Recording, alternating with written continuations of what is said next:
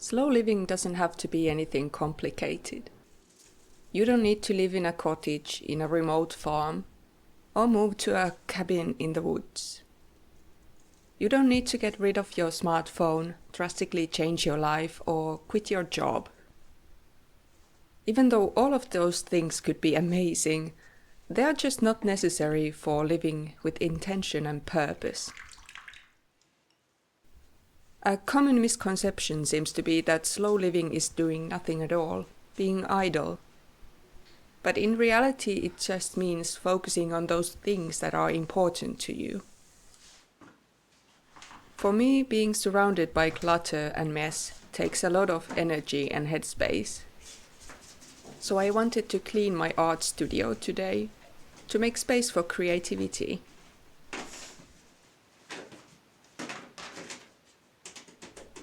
Every now and then I sort out all the half-empty paint tubes and gather them in the same box.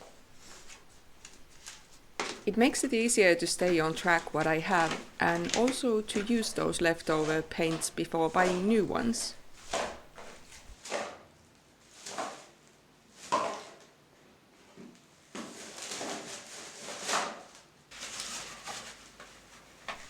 I've been using these buckets to get rid of paint wastewater. I am using paper scraps to soak up the water, and some of the papers are still wet. I can handle cleaning many nasty things, but for some reason these wet papers feel absolutely horrible. It just gives me the chills, so I am wearing gloves.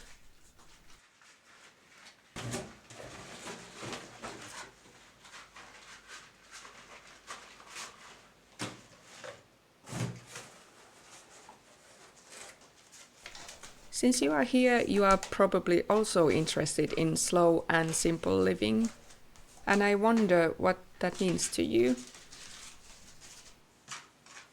For many, a simple and slow life means living in alignment with their values and listening to their inner rhythm. That's what I am trying to build my life around as well, after years of running on autopilot. I know this is just cleaning, nothing big, nothing special. Buckets of paint water, dirty surfaces, paint tubes, and small ordinary things. But this is what slow living looks like for me right now.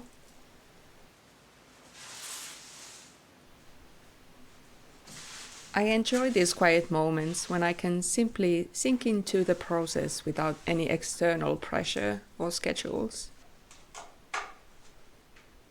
This is my favorite space at home, this little studio. And lately it has felt somehow stale and dusty.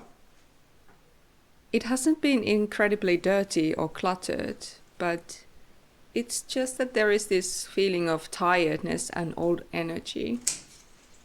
It just needed a little bit of love and care, just as this begonia that grew way too leggy during all of these dark winter months.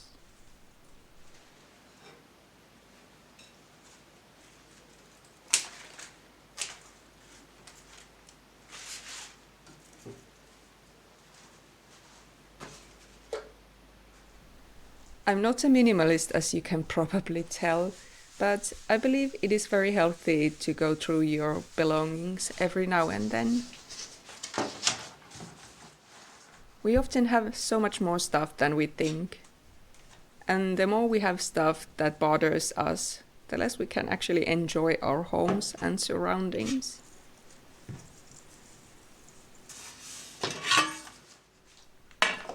I am not telling you to get rid of all the things you value, not at all. I just mean that if there are items around you that only bring annoyance to your everyday life, it just might be time to let them go.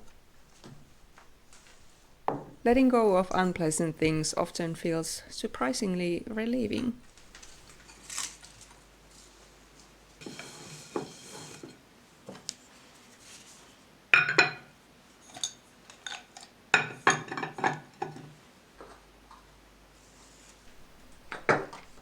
What comes to plants, I don't think I even know what's enough, because there always seems to be space for another one. I am really grateful for my grandma for teaching me the joys of gardening and taking care of houseplants.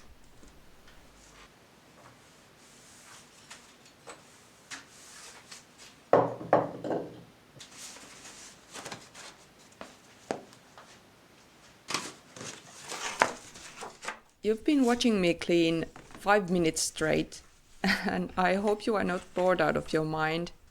But I promise just a couple of more things and then I'm done.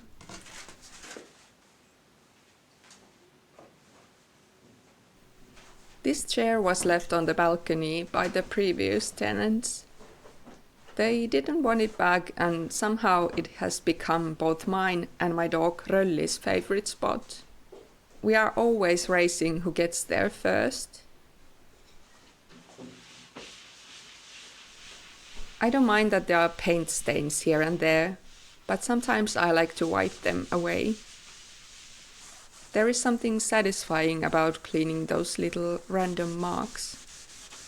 It feels lightening somehow. Lately I've been binge watching cleaning videos on YouTube, and they are incredibly satisfying. But when I film myself cleaning, it somehow just feels really awkward. So even though I am sometimes cleaning in my vlogs, this is not turning into a cleaning channel.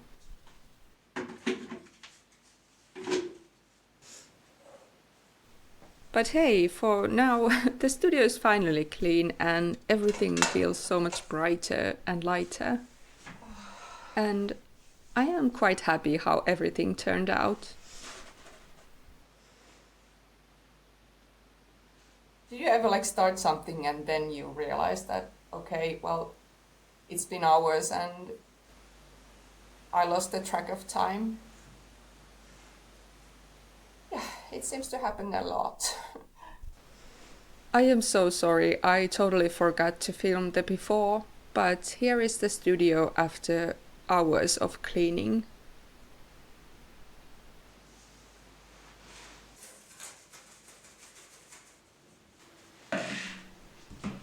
After cleaning for such a long time, I wanted to treat myself with banana muffins.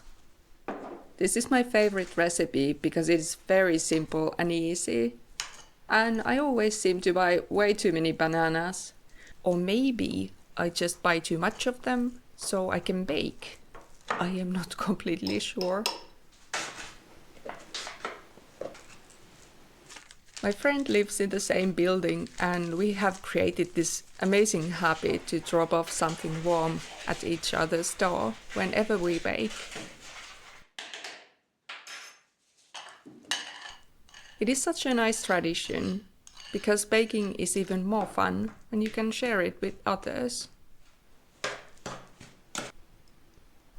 Recently I also got to know another neighbor better, and I brought some muffins over for them as well. When I first moved here, this place felt unwelcoming and somehow tired and sad. But things have changed since then. Now I know quite a few neighbors and I've realized so many wonderful people live here. Of course, every area has its problems. Once a drug addict almost burned this place down, and I've seen police officers more times than I can count. But I also know I can ask for help, and I can help others. I've had so many interesting conversations, laughed so much, and also cried with others. I'm never scared here. This is my home. Even though I'm an introvert and I really enjoy solitude, I still need connection. That connection might look a bit different for everyone. For me, it is sometimes sharing baked goods and creating these vlogs, so I can connect with you. And maybe for you, it is something completely different.